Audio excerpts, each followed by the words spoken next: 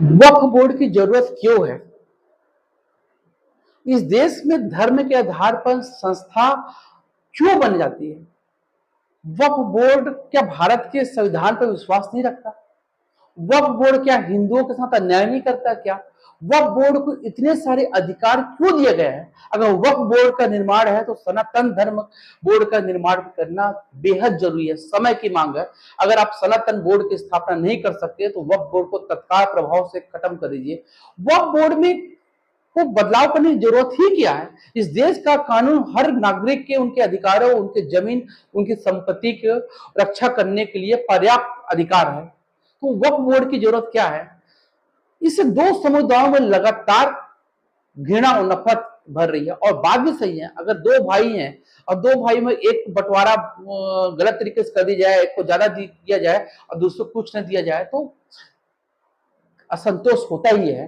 वक्फ board के नाम पर नहीं पता कितने सारे जमीन को कब्जा कर लिया जाता है, इतने अधिकार वक्फ बोर्ड के नाम पर लोगों के साथ अन्याय किया जा रहा है।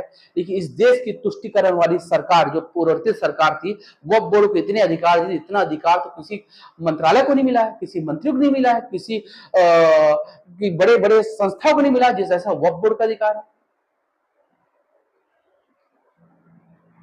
सेना रेलवे के बराबर जमीन वक्फ बोर्ड रखता है। तो आप कल्पना करिए, अभी दिल्ली में 6 मंदिरों पे कब्जा दावा ठोक दिया, पूरे पूरे गांव को दावा ठोक देता है, तो कभी पूरे शहर को दावा ठोक देते हैं, तो कभी किसी होटल दावा खोल देते हैं। तमाशा चल रहा है क्या? इस देश की तुष्टिकरण वाली सरकार ने क्या कर दिया है? इनको समझ नहीं आ रहा वक्फ बोर्ड का विरोध क्यों किया जा रहा है।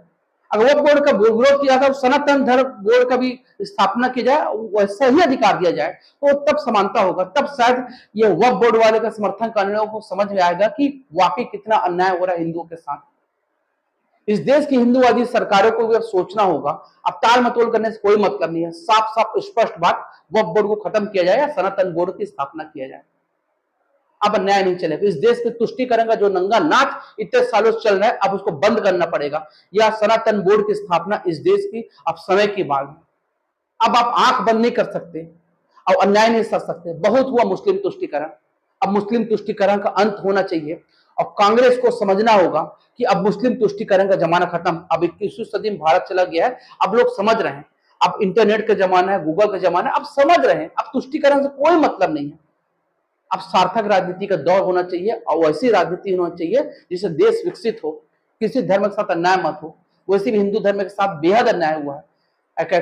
जिस देश की बहुसंख्यक आबादी हिंदुओं को राम मंदिर के लिए, अपने राम आराध्य के लिए इतने सालों लड़ना पड़ा, आज भी कृष्ण जन्मभूमि का बाकी है। हम अपने आराध्य के लिए हम आज तक अपने देश नहीं लड़ पाए। कभी कल्पना करिए कि कोई मुस्लिम देश या कोई क्रिश्चियन देश कभी, जहां उनकी संख्या बहुसंख्यक है, अपनी आस्था के लिए कभी लड़ाई किए हैं, अपनी धर्म स्थल की लड़ाई किए हैं? ये सिर्फ हिंदुस्तान में होता है। उसके बाद भी हिंदुओं सवाल उठाया जाता है कि ये सेकुलर सांप्रदायिक है।